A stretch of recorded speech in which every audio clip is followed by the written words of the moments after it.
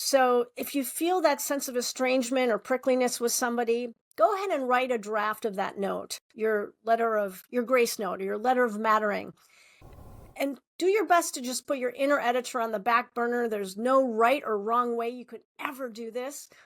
And then this is the trick. You go ahead and you snail mail, the US Postal Service or your postal service, you mail that letter to yourself. A couple days pass, the letter comes in the mail, you hold it as if you're the actual recipient, the final recipient, and you see it, you're a slightly different person when that note comes in the mail. You read it as if you are the recipient, and that might be just the nudge you need to go ahead and send it. Maybe make a couple tweaks and actually mail it or give it to the person it was intended for.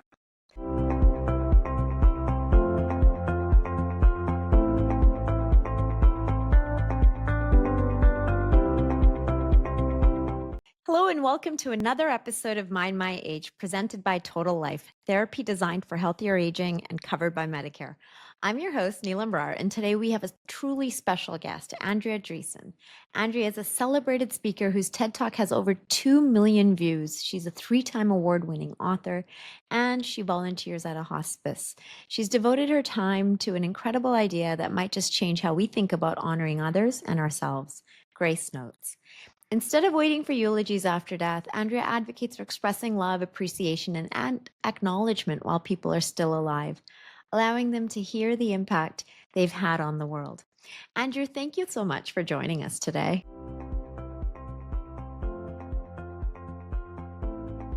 Andrea, your story about your father is so powerful, and I love the way you captured his life through the grace note you wrote to him before he passed. Can you tell our listeners where this idea of grace notes came from and why you believe it's so important to honor people while they're still with us? It came literally out of my love for my dad. It comes down to a deep-seated desire to honor who he was and how he showed up in the world and do it before he died. In doing so, I wrote him what I called at the time a living tribute. I knew well enough at that time who wants to receive a eulogy while they're still living, but I hadn't yet conceived of the idea of grace notes. And I just assumed at the time, and this was 15 or more years ago, that writing such a note of honoring to a parent or someone you really care about is a natural thing to do and a common thing that people do. Turns out it's not so common. As I was telling people about having written this note to him, people were taken aback and they said, "Oh gosh, I want to do that for my parent or my loved one." And that's where it all started.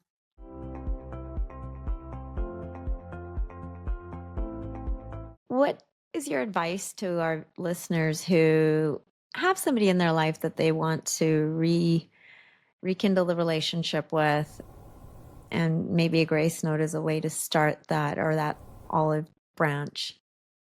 Olive branch, great word for that. I do have an actual process that I recommend to people in my workshops, and I'll share it now with listeners. And it sounds counterintuitive, but hear me out. So if you feel that sense of estrangement or prickliness with somebody, go ahead and write a draft of that note, your grace note or your letter of mattering. And do your best to just put your inner editor on the back burner. There's no right or wrong way you could ever do this. And then this is the trick. You go ahead and you snail mail, the US Postal Service or your postal service, you mail that letter to yourself.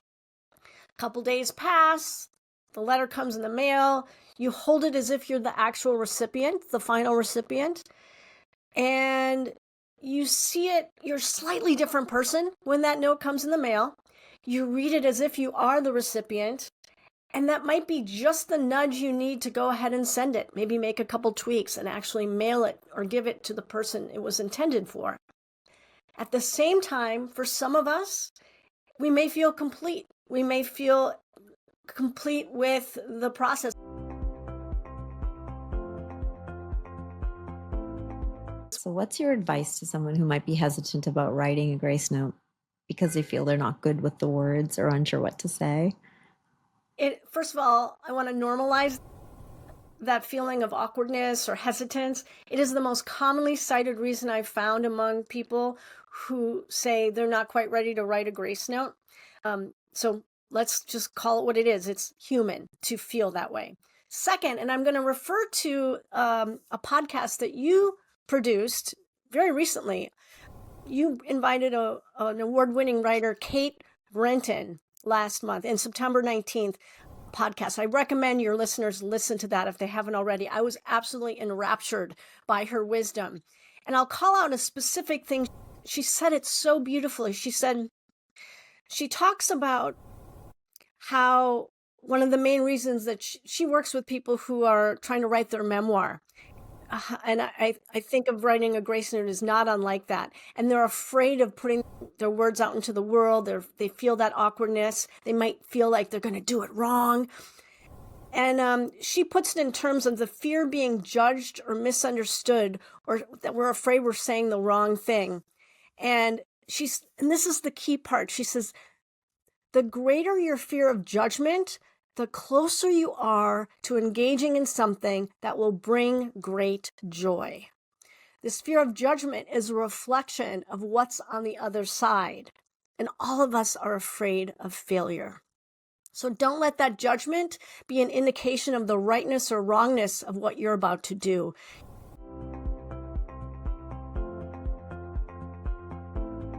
At Mind My Age, we often talk about how therapy can unlock different aspects of our lives, whether it's your creativity, your emotional well-being, even tracking that overwhelming task of reflection and writing. In your experience with Grace Notes, how do you see therapy playing a role in helping people overcome those barriers to expressing their emotions and reflections, and also to receiving that joy and acknowledgement? Some folks shut down when it comes to appreciating themselves. I suspect that a lot of the impetus to go to therapy, which is, of course, exceptionally human, a human impetus, is a feeling of not enough, of less than, a gap between how you feel inside and how you're challenged to show up in the world. And a grace note can help fill that gap and be tangible evidence of your value in the world. And if I were a therapist, I would recommend that my client write a grace note for herself. And I'll tell you a little story. Many years ago, I had gone through a real awful breakup with a guy. And we've all been there. We've all had loves lost. And my first impetus was to write him one last love letter. Couldn't hurt to pour my feelings out one more time. And maybe he'd come back. And so I was getting ready to write that love letter to him. And maybe it was from therapy. I had enough sense in the moment, like, wait a minute, I'm going to write a love letter to myself, darn it. And I went ahead and I put it out there on a page. And I love to write. I'm a writer, professional writer. And so that's my jam. But you don't have to be a professional writer to write yourself a love letter. So I put it out on the page, and I'll tell you, I still pull that sucker out when I feel like crap. But my boyfriend never came back to me, but I came back to myself. Like, I can see myself, my value, and give myself grace in the middle of losing a love.